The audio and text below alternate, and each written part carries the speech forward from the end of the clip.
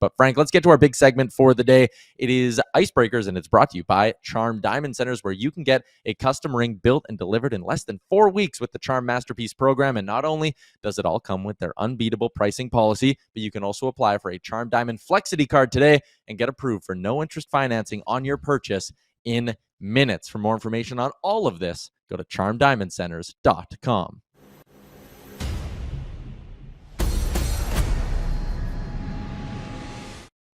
Offer sheet watch. Frank Seravalli, you are on it. You got 5 names listed. We're going to kind of go through all of them here, but I want to get Leafs fans going a little bit. What can you tell me about Matthew Knies and the chances of an offer sheet? Well, I think in a perfect world for the Toronto Maple Leafs, you just go through this and you make sure that this isn't a possibility. I view Knies as priority number 1, way before Mitch Marner or John Tavares or anything else that happens this summer for the Leafs, is getting Matthew Knies locked up so that this isn't a conversation 3 weeks from now when free agency opens. So that to me is the easiest way to clean up the conversation and say, hey, this isn't a thing. And the other part of offer sheets too, as we know, is that the player needs to be willing to sign the offer sheet. And Matthew Knies has said all the right things to this point, indicating that he wants to be a Toronto Maple Leaf for the long haul. So taking all those things at face value, my thought process is, and why he's on the board, is this is an extremely valuable player. This is a guy who is a human nail gun, 182 hits this season, 29 goals, seems to just be scratching the surface as he's knocking on the door of 30, only 5 of those on the power play. That the size, the physicality, and the way that he plays the game is someone that the Leafs need. It's someone that everyone would want to have on their team if they could get him. So how do you make life uncomfortable for the Toronto Maple Leafs? If our friends at AFP Analytics are correct, they have Knies somewhere in the 7 times $7.7 million range on his next deal. The guiding light for me for the Knies contract is Wyatt Johnson. And he signed 5 years times $8.4 million. Johnson has more playoff success and production. He's got an additional 30-goal season under his belt, and he's also a center. So if all those things are accurate and you say, all right, Johnson's at 8.4, Knies is somewhere south of that in the 7s, how do we find a way to make life uncomfortable for the Leafs and go out and acquire him? Well, I think you go to that last or second to last comp level threshold that we see on the screen, which is 11.70 something, that you bring Knies in on a long-term deal.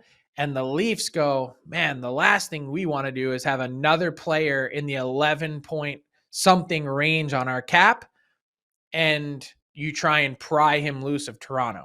I still believe the most likely, and just to be abundantly clear, the most likely path here is that the Leafs find a way to reach a deal with Knies between now and then. But just in case, you have to consider the possibility. And again, part of what makes an offer sheet such an interesting and delicate balance is you don't want to be a team who does someone's dirty work for them. I always remember that Sebastian Aho one in Montreal where the Canes were just 9.5 million. Hell yeah. Thank you. But yeah, we're matching that all day. So if you're Knies' camp, maybe there is a world where if another team was hey, we'll offer sheet you for $7.5 million, which I know on compensation wise isn't really a number that makes sense. But if you're the Leafs in that scenario, you'd just be again, you have to overpay is kind of my grand point.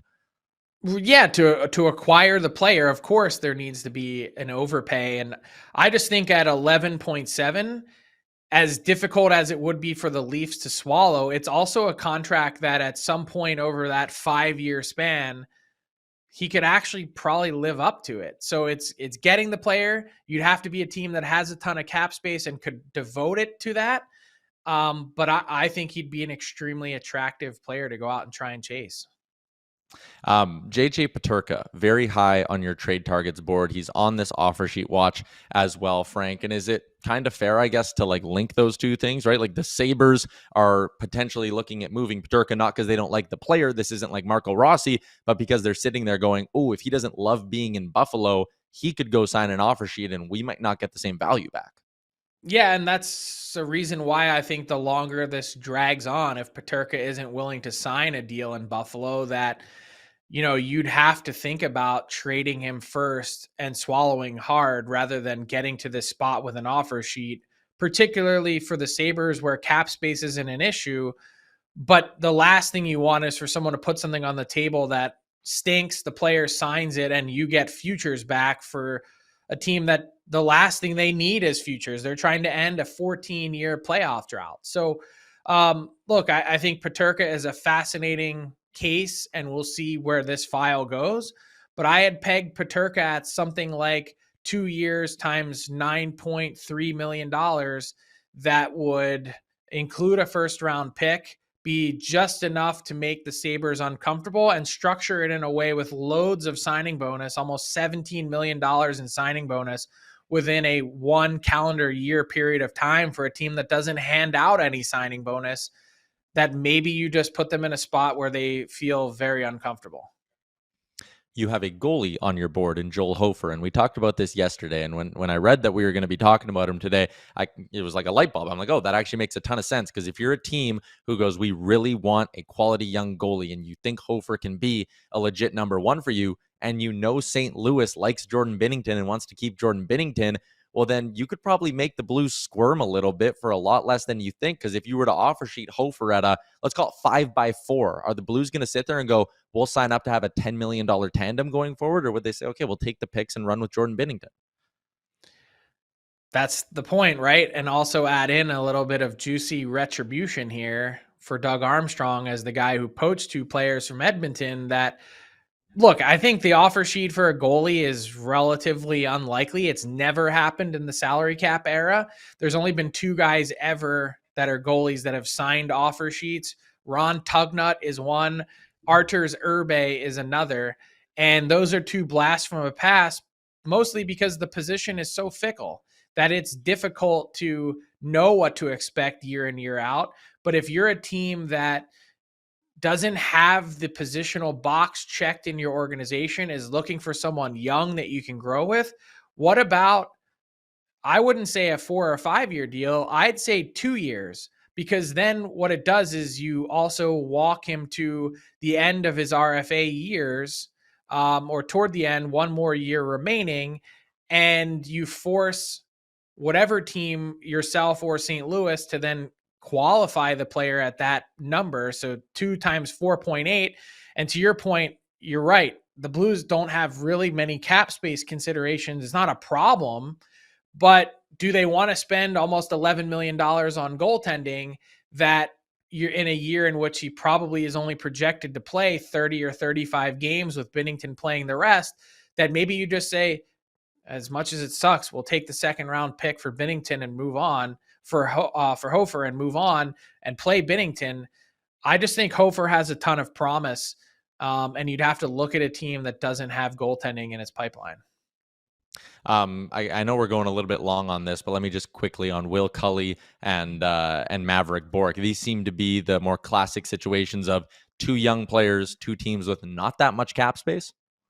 Yeah, I mean, that's kind of it in its entirety. Will Cooley is a guy that I think could be Matthew Knies light, already hit 20 goals, does play a physical brand, and we know that the Rangers have real cap space limitations and considerations. Same thing with the Dallas Stars. Bourque is a different player, a smaller guy who's highly skilled that could play on your 2nd or 3rd line, that didn't have a monster year, but probably has a little bit of the Holloway theme in him, that he could break out into being a 25 goal, 60 point scorer, maybe with the right opportunity and right team. So Dallas has a handful of $1 million to fill out their roster. Giving Bourque something that isn't crazy of a bet for him to produce might just force their hand and also keep the acquisition cost relatively low for you.